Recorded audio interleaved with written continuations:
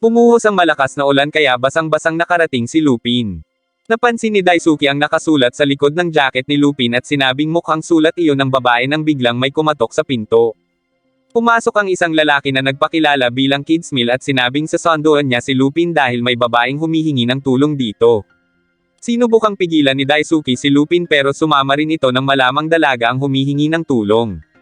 Nang makarating sa isang bahay ay doon nalaman ni Lupin na si Fujiko ang humihingi ng tulong sa kanya.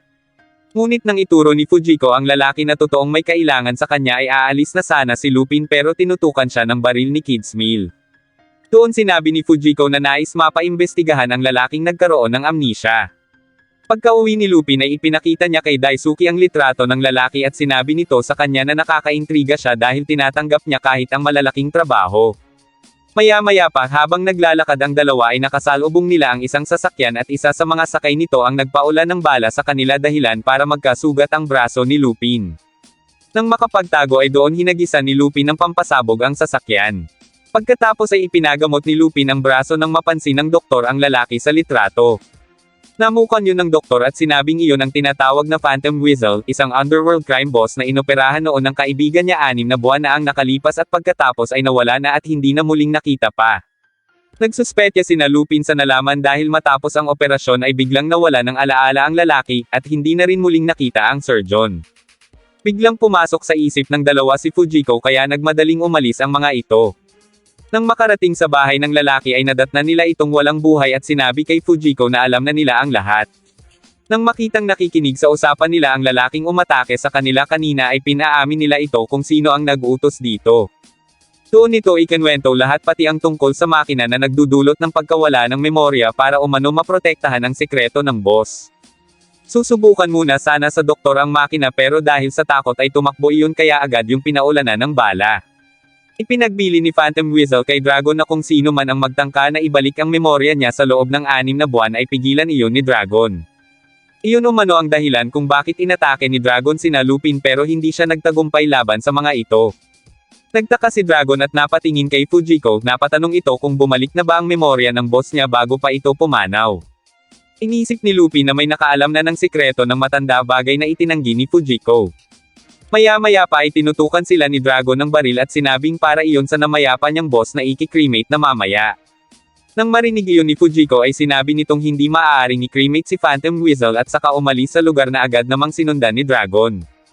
Doon nalaman ni Lupin na ang sikreto at nasa loob ng katawan ni Phantom Weasel. Nagplano sina Lupin kasama sina Dragon at Rock Ironhammer, at para masiguradong walang espiya sa kanilang apat ay gumawa sila ng password. Pero nang si Daisuke na ay hindi ito nakasagot at umakma pang babarilan si Lupin kaya agad yung binaril ni Dragon. Kumilos na si Lupin at sinimulang alamin ang tunay na motibo ni Fujiko. Tinanong niya kung ano ang nasa loob ng katawan ni Phantom Weasel pero ipinagkakaila pa yun ng dalaga. Ipinakita nito sa kanya na nasa labas sina Zenigata dahil kainahinala ang pagkamatay ng boss kaya isa sa ilalim ito sa autopsy. Ibig sabihin, ang katawan ay balot magpakailanman kaya baliwala umano ang plano ni na Lupin. Natawa na lang si Lupin at sinabing kung ganon ay hindi lang plano nila ang nasira, ang pinagkaiba lang ay siya si Lupin at kahit anong gusto niya ay nagagawa niya. Ipinakita rin niya kay Fujiko ang nahuli nilang si Kids Meal na nagpanggap na Daisuke. Sunod na pinlano ni na Lupin na mailigaw ang mga pulis upang masuri ang bangkay ni Phantom Weasel. Nang dumating ang tamang oras ay agad na kumilos sina Dragon at matagumpay naman nilang naisagawa ang plano na iligaw ang sasakyang lulan ang bangkay ni Phantom Weasel. Sinundan nila yun at nagawang pasukin ang sasakyan at doon nakuha ni Lupin kay Phantom Weasel ang tinatawag na Star of Kilimanjaro. Nang muling magkita-kita ay natuwa si Dragon nang mahawakan ang diamante nang bigla nilang marinig ang pagtawa ni Fujiko at doon inihagis ni Dragon ang diamante dahil magkasabwat pala ang mga ito. Agad na umalis sina Lupin sa lugar dahil naroon sina Zenigata upang arestuhin sila habang nagpapakasasa naman si Fujiko sa diamanteng hawak niya. Naisip ang magsanay ni Lupin ng paggamit ng espada at pakikipaglaban ngunit sakit lang ng katawan ang natamo nito kaya sinabi ni Daisuke na kalimutan na ni Lupin ang tungkol sa libro ng mga sikreto. Nagpatulong si Lupin kay Daisuke sa pag-iisip ng paraan pero si Ishikawa ang naiisip nito. Nang malaman na ngayong araw ang pagpupulong ng mga challenger ay hindi na nag-aksaya ng oras si Lupin at agad na umalis. Inabangan ni Lupin si Mr. Hanji ng Enoka upang magpanggap na siya ito para makapasok sa lugar. Nang makaharap si Ishikawa ay isa-isang nagpakilala ang 5 finalists pero 2 sa mga ito ay nagbabalat kayo na si Lupin at si Fujiko. Habang naghihintay ay palihim na tinitingnan ni Lupin si Fujiko mula sa butas ng libro, bagay na ikinainis nito. Naroon sila upang matuto sa pakikipaglaban kaya isa-isa na silang tinawag upang sukatin ang kanilang galing. Bumagsak ang 3 nauna sa kanila, at nang si Fujiko na ay nagawa nitong hatiin sa 3 ang arnis ng lalaki kaya nakapasa ito. Sumunod si Lupin at laking gulat nito nang makita na katabi na ni Ishikawa si Fujiko. Nang aatakihin na siya ng lalaki ay biglang sumigaw si Lupin kaya nahimatay ang lalaki. Dahil doon ay binati siya ni Ishikawa at agad na hiningi ang kanyang liham ng rekomendasyon. Nang mabasa na isang mataas na opisyal ng pamilya ni Seida si Hanji, si Ishikawa mismo ang sumubok dito dahil hindi niya naman alam na si Lupin ito. Nasalag yun ni Lupin pero naputol ang hawak niyang armas kaya sa ulo niya yun tumama at dahil sa pagkahilo ay napahawak siya sa damit ni Ishikawa at doon din siya nagkaroon ng pagkakataon na ikapit ang pulang bagay sa damit nito. Dahil doon ay naririnig niya ang pinag-uusapan ng mga ito pero nang lumipad iyon ay hinati yun ni Ishikawa sa 2 kaya hindi si Lupin sa tunog. Kinagabihan ay palihim na pumunta si Lupin sa silid ni Fujiko, ngunit napasigaw ito sa sakit ng matapakan ng mga matutulis na bagay na nasa sahig. Nagising si Fujiko at sinabing mukhang hindi naghanda si Lupin sa pagpasok doon, hindi katulad niya na maraming ginawa dahil kasabwat niya ang 2 pang nagpapanggap na challenger. Pinatulog ng mga ito si Lupin at nang makuha sa isang eroplano ang kanilang mga armas ay nagsimulang kumilos ang mga ito para kuhanin ang libro ng mga sikreto, ngunit nagulat si Fujiko nang makitang naroon si Ishikawa. Pinaulanan nila ito ng bala pero wala silang nagawa kay Ishikawa. Dahil hindi umano pumapatol sa babae ay pinaalis na ni Ishikawa si Fujiko. Tingid sa kaalaman ni Ishikawa na habang kausap niya si Fujiko ay kinukuha na pala ni Lupin ang libro ng mga sikreto. Inakala ni Lupin na nagtagumpay siya pero naisahan pala siya dahil mga pampasabog pala ang nasa kamay niya. Agad niya yung inihagis malapit kay Ishikawa kaya ito ang nasabugan yun at nabuksan din ang pinto papasok sa silid ng matanda. Tinanong niya ito kung ano ang sikreto ng Zantetsukan, at dahil sa takot ay wala na iyong nagawa kundi sabihin kay Lupin ang sikretong iyon.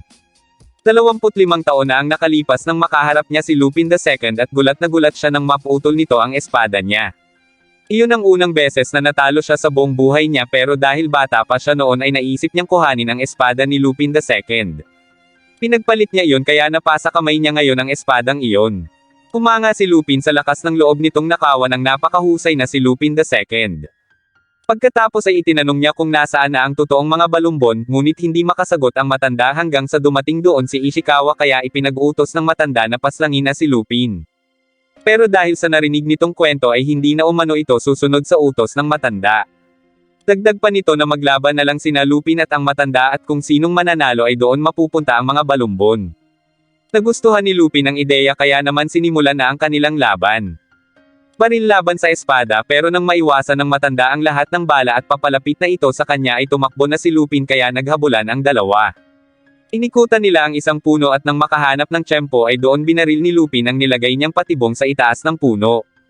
Hindi pa rin nagpatinag ang matanda kahit nabagsakan na sa ulo at muling hinabol si Lupin hanggang sa mabuslo naman ito sa isang hukay. Sa pagkakataong iyon ay sinabi ni Lupin na siya na ang panalo kaya agad nitong nilapitan ang mga balumbon ngunit nakuha iyon ni Fujiko. Galit na galit si Lupin pero tinawag siya ni Ishikawa at ibinigay ang tunay na mga balumbon at saka umalis pero sinabi nitong maghaharap pa sila ni Lupin. Habang nasa daan pa uwi si Lupin ay nakita niya si Ishikawa at itinanong nito kung natanggap niya ang liham ng hamon. Ngunit nagbiro pa si Lupin at sinabing hindi na uso ang duelo pero humakbang pa rin palapit si Ishikawa kaya napatakip na lang ng mata si Lupin. Tulad ng matanda ay nabuslo rin si Ishikawa kaya sinabi ni Lupin na binalaan naman niya ito. Gayunpaman tinulungan pa rin niya itong makaahon. Pero talagang hindi pa rin siya tinigilan nito dahil habang nasa daan sila ay hinati nito ang sasakyan, at sa pagkainis ay hinabol niya si Ishikawa hanggang sa matawa na lang silang 2 sa isa't isa. Naging magkasundo na ang 2 kaya naisip ni Daisuke na may nadagdag na namang manggugulo sa grupo nila. Masayang binabalot ni Mr. Gold ang mga ginto niya at pinasalamatan ang kanyang lucky charm dahil sa swerteng dulot nito sa buhay niya. Biglang tumawag sa kanya si Lupin upang magbigay ng babala na plano o mano nitong iswipe ang kanyang mga Napoleon card bukas sa pagdiriwang ng kanyang kaarawan. Natawa na lang si Mr. Gold dahil inisip nitong nagpapatawa lang si Lupin nang bigla nitong mapansin ang pangalan ni Lupin sa bigkis ng pera nito at nagtaka kung paano yun nangyari. Kinabukasan bantay sarado ng mga kapulisan ang mansyon ni Mr. Gold dahil sa natanggap nitong banta kay Lupin kahapon. Maging si Zenigata ay naroon pero sinabi nito kay Mr. Gold na sa dami ng tao ay mahihirapan silang suriin kung sino sa mga iyon si Lupin dahil sa galing niyong magbalat kayo. Ngunit hindi na bahala si Mr. Gold at sinabing tuloy lang ang selebrasyon at sinabing gawin na lang ni Zenigata ang ipinag-uutos niya. Maya-maya pa ay nagbigay na si Mr. Gold ng mensahe ng pasasalamat sa lahat ng dumalo at doon din nito ipinakita ang mga Napoleon card na pinagnanasaan o manong kuhanin ni Lupin. Ikinwento niya ang pinagmula ng mga card na iyon na nagbibigay ngayon ng swerte sa kanya. Maya-maya pa ay sinabi ni Zenigata na malapit ng maghating gabi kaya mas naging alerto na ito para sa pagbabantay sa mga card. Lahat ng kapulisan ay nag-countdown sa pagpatak ng alas 12 at nang dumating na ang oras ay narinig nila ang pagtawa ni Lupin at sinabing tuloy ang kanyang plano. Inisip ni Zenigata na nasa loob ng cake si Lupin dahil doon niya naririnig ang boses nito kaya agad siyang sumugod doon pero isa lang pala iyong radyo. Agad na binuksan ni Mr. Gold ang takip ng Napoleon cards at nang nasa kamay niya na iyon ay lumipad iyon papunta sa nagbabalat kayo na si Lupin. Agad na pinaulanan ng bala si Lupin pero nakatakas ito at gumamit pa ng imahe niyang gawa sa lobo upang lituhin ang mga pulis. Ipinangako ni Mr. Gold na babawiin niya ang mga card habang ibinigay na ang mga iyon ni Lupin kay Fujiko. Ikinwento ni Fujiko kung paano nagpakita sa kanya noon ang Joker ng Napoleon cards at tinawag pa siya nitong Mademoiselle. Habang nagkukwentuhan ay isang batang babae ang nagdala ng bulaklak sa bahay pero agad na sinabi ni Lupin na mag-ingat si Daisuke dahil baka galing yun kay Mr. Gold. Habang hawak ay sumabog yun kay Daisuke kaya na-hospital ito. Hanggang doon ay nagpapadala pa rin si Mr. Gold ng aatake kay Lupin pero mabuti na lang ay napigilan ni Ishikawa ang nagpanggap na nurse. Inilabas na nila si Daisuke sa ospital at habang nasa daan ay pinababantayan pa rin ito ni Mr. Gold kaya naitimbre nito kay Zenigata ang kinaroroonan ngayon ni Lupin.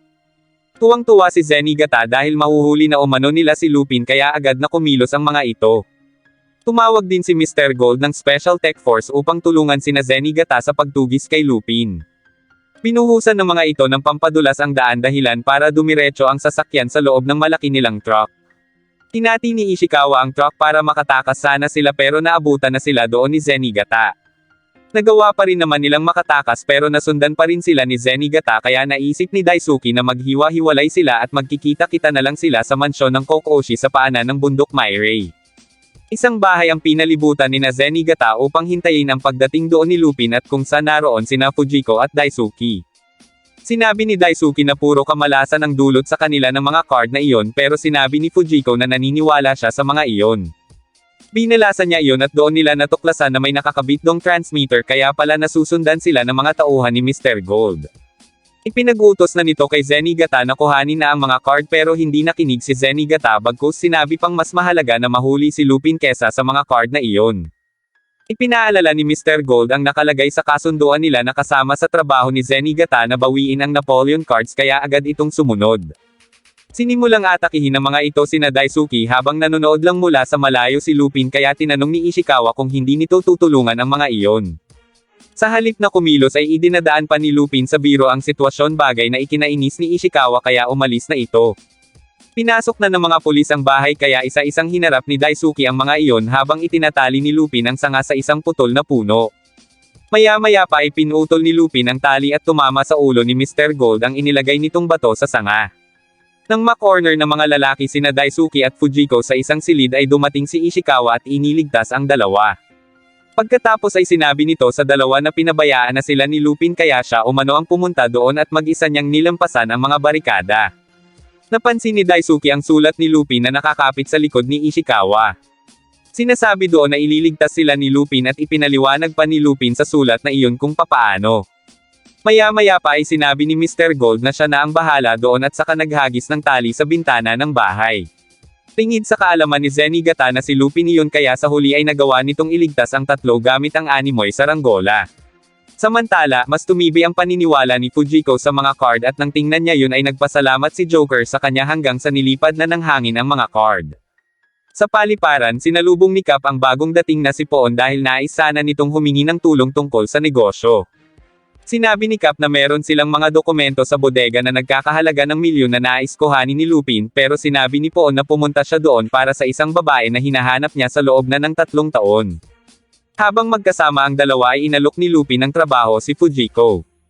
Aalisin nila ang mga dokumento sa isang computer chip na nagkakahalaga ng 1 milyon. Pumayag si Fujiko kaya ibinalita yun ni Lupin kina Daisuke pero dahil ayaw ni Ishikawa na may kasama silang babae sa trabaho ay tumanggi na itong sumama. Sinimulan na nila ang trabaho kaya pumunta si Lupin sa opisina ni Cap para kuhanin ang mga dokumento. Sa panlalaban ni Cap ay doon nito nalaman na hindi totoong Lupin ang kaharap niya. Namukan niya si Fujiko at pilit inaalala kung saan niya ito nakita noon nang biglang may tumawag mula sa pang-apat na bodega ngunit wala namang nagsasalita. Nagkakagulo na pala doon dahil kina Lupin at Daisuke bagay na ikinagalit ni Cap kaya kinalabot nito ang gatilyo pero ibang baril pala iyon. Nang paalis na sana si Fujiko ay nakasalubong niya si Poon kaya natigilan ito at naalala ang nangyari noon. Agad itong naghagis ng smoke bomb para makatakas pero dahil tinamaan ito ng baril ni Cap ay masama ang lagay nito at madalas banggitin sa panaginip ang pangalan ni Poon. Sinabi ni Daisuke na isang hitman si Poon at may kapartner iyong babae. Sikat noon ang dalawa pero nang biglang mawala ang babae 3 taon na ang nakalipas ay naglaho na rin ang kasikatan ng mga ito. Inisip ng dalawa na posibleng si Fujiko ang babaeng iyon at habang nagpapatuloy ang pag-uusap ng dalawa ay lumabas ang doktor at sinabing masama ang lagay ni Fujiko at kailangan itong operahan. Palabas na sana ang doktor nang biglang dumating sina Cap at Poon upang kuhanin si Fujiko pati na rin ang mga dokumento at nagmadaling umalis. Agad na hinabol ni Lupin ang mga ito at maya-maya pa ay tumawag ito kay Daisuke para humingi ng tulong.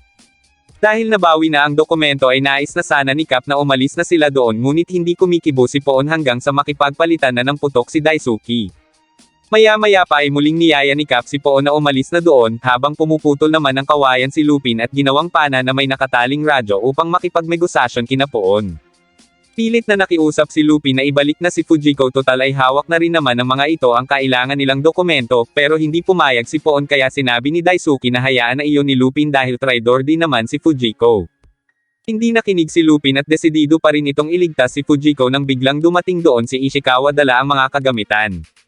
Bumaba si Poon upang tingnan ang kalagayan ni Fujiko, naalala nito ang mga panahong magpartner pa sila at binansagan silang The Golden Pair.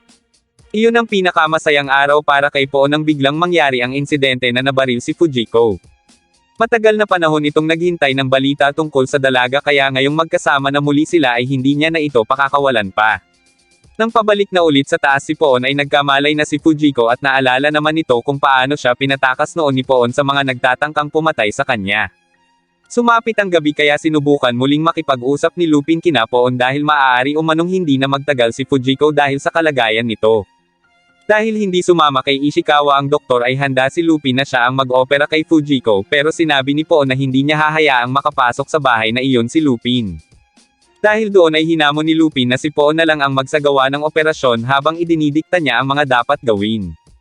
Inilagay ni Lupin ang mga kagamitan sa loob ng kawayan at isa-isa itong ipinadala kay Poon pero sinasadya nito na magsala ang kawayan sa bintana hanggang sa nakakuha ito ng tiyempo na panain ng bato ang bantay na si Cap at saka tumakbo palapit sa bahay. Nagawa niyang makuha si Fujiko pero nang paalis na siya ay tinutukan ni Poon ng baril si Lupin. Bago pa makalabit ang gatilyo ay inunahan na ni Fujiko si Poon kaya inisip nito na si Lupin na ang mahal nito ngayon.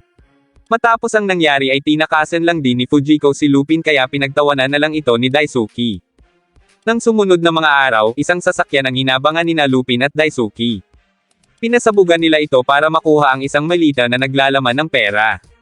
Pero dahil peke ang mga perang iyon ay tinanong ni Daisuke si Lupin kung anong gagawin nila doon.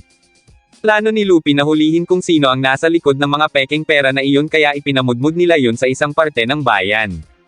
Napansin ng mga tao ang nakatatak sa pera kaya nalaman nilang peke iyon. Nakarating kay Baron ang ginawa ni Lupin kaya galit na galit ito at nais nitong tapusin ang magnanakaw. Ipinag-utos ni Baron sa lalaki na tapusin na si Lupin pero sinabi nito na mas mabuti kung si Fujiko ang gagawa niyon dahil mas magaling umano iyon. Biglang dumating doon si Fujiko at sinabing umalis na si Lupin at papunta iyon sa kaharian ng Kowalski, ang lugar kung saan nakatira ang tita ni Baron na si Ukraine Silver Fox. Sinabi ni Baron na kailangan nilang magmadali para pigilang makarating doon si Lupin. Si Ukraine Silver Fox ay gumawa ng mga pekeng perang papel na totoong-totoo ang hitsura 30 taon na ang nakalipas kaya naghari ito bilang reyna ng huwad na lipunan. Ngunit hindi yun mismo ang gumawa kundi ang nagngangalang Ivanov na kilala rin sa bansag na Microfingers. Nasundan na ni Fujiko ang dalawa at agad niyong pinasabog ang sinasakyan ng mga ito. Sinundan ni Fujiko ang sasakyan pero wala ang dalawa doon, nang biglang magsalita si Lupin sa likod niya na nakasakay na sa sasakyan niya at saka umalis. Samantala, pagpatak ng alas 12 ay pumasok si Silver Fox sa isang lugar kung nasaan si Ivanov at kinumusta ito, nang biglang dumating si Baron na nais hiramin si Ivanov upang magpagawa ng pekeng pera. Dahil doon ay itinanggi ni Silver Fox na naroon si Ivanov at sinabing matagal na rin yung itinigil ang paggawa ng pekeng pera dahil mga orasan na ang kinokolekta ngayon ni Silver Fox. Habang nag-uusap ay dumating ang tauhan ni Silver Fox at sinabing naroon ang inspektor na si Zenigata. Ibinalita nito kay Silver Fox na naroon sa lugar na iyon ang dakilang magnanakaw na si Lupin III. Natawa na lang ang matanda at nagpasalamat kay Zenigata at sinabing mag-iingat na lang siya. Nang may bigla itong pindutin at doon naging baril ang mga orasan na siyang umatake kay Zenigata. Nagtaka si Zenigata kung bakit iyon ginawa ni Silver Fox pero alam pala nito na siya ay si Lupin. Doon sinabi ni Lupin ang pakay niya kung bakit siya naroon ngunit hindi pumayag si Silver Fox na hiramin niya si Ivanov kaya nang may pindutin ulit ito ay napatakbo na lang si Lupin. Sinabi ni Daisuke na ibang klase pa rin talaga si Silver Fox kahit matanda na iyon. Nang makauwi ay nagulat ang dalawa nang makitang naroon si Fujiko at inalok sila nito na pasalihin sa kanilang grupo kapalit ng pagsasabi kung nasaan ang hinahanap ng mga ito na si Ivanov. Nang marinig iyon ay agad na kumalas si Daisuke dahil alam umano nito na kapag pumayag si Lupin sa alok ni Fujiko ay para lang itong kumuha ng bato na ipinukpok sa ulo. Dahil pumayag na si Lupin ay ibinigay na ni Fujiko ang litrato ng orasan kung saan nahagip si Ivanov. Samantala, ipinag-utos ni Baron sa kanyang mga tauhan na galugading mabuti ang lugar bago pa sila maunahan ni Lupin. Tingid sa kanilang kaalaman na naroon na nga si Lupin na agad na umakyat papunta sa malaking orasan. Muntik pa siyang makita ng matanda pero maya-maya pa ay matagumpay niyang naakyat ang mahabang kamay ng orasan at hinintay na tumapat iyon sa number 10. Pagkatapos ay agad niya iyong pinasok ngunit hindi niya makita si Ivanov.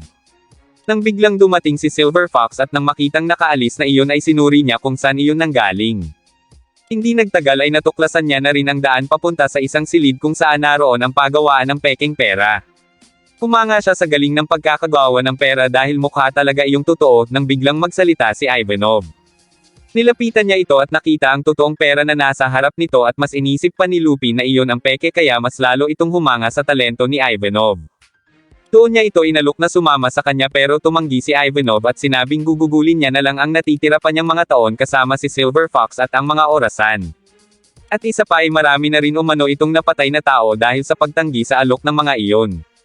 Pinaalis na lang ni Ivanov si Lupin pero nagpumilit ito na isasama siya kaya napilitan na itong gamitin ang buslo para umalis na doon si Lupin. Habang nagpupumilit pa rin na maisama si Ivanov ay mas lalong lumalalim ang binabagsakan ni Lupin hanggang sa bumagsak ito sa tapat kung nasaan sina Baron. Doon nakahanap ng paraan si Ivanov na itapon palabas ang mga ito, maliban kay Baron na nakaakyat muli. Habang hinahabol ng mga tauhan ni Baron si Lupin ay tuwang-tuwa si Silver Fox sa panonood sa mga iyon nang biglang dumating doon si Baron. Pilit nitong isinasama si Ivanov pero tumatanggi ito hanggang sa barilin ni Silver Fox si Baron pero agad itong gumanti sa kanyang tiyahin. Doon na natapos ang buhay ni Silver Fox kaya malaya na umano si Ivanov mula sa paggawa ng mga pekeng pera. Samantala, patuloy pa ring hinahabol ni Flinch si Lupin nang biglang dumating si Fujiko at sinabing kung talagang magaling nga si Flinch ay lumaban ito ng patas kay Lupin. Bago umalis ay pinaputukan nito ang gulong ng sasakyan ni Flinch at sinabing siya ang makakakuha kay Ivanov kaya nainas si Lupin dahil muli siyang tinraidor ni Fujiko. Nang maihimlay ang katawan ni Silver Fox ay may sinosiyan si Ivanov at doon sumabog ang kinatatayuan ng mga ito bagay na ikinagulat ni Fujiko. Samantala, patuloy pa rin ang paglalaban ng dalawa kaya walang kaalam-alam ang mga ito sa nangyari hanggang sa sunduin na ni Daisuke si Lupin pero si Flinch pa rin ang bukang bibig nito.